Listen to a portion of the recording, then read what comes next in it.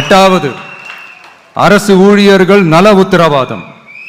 சட்டப்படி முழு பழைய ஓய்வூதிய திட்டம் பரிசீலனை மற்றும் மறுசீரமைப்பு.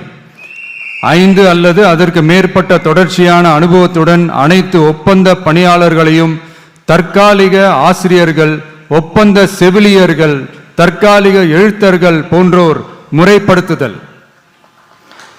அங்கன்வாடி ஊழியர் சம்பளத்தை மாதம் 18,000ஆகவும், சமூக சுகாதார உதவியாளர் சம்பளத்தை ரூபாய் 10,000ஆகவும் உயர்த்துதல்.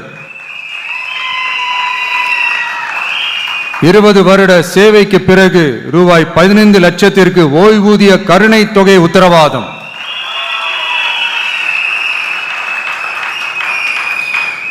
ஒப்பந்த ஆசிரியர்களுக்கு 5 வருட தொடர்ச்சியான சேவைக்கு பிறகு சம ஊதியம் மற்றும் தாமாகவே பணி நிரந்தரம் ஆகுதல்.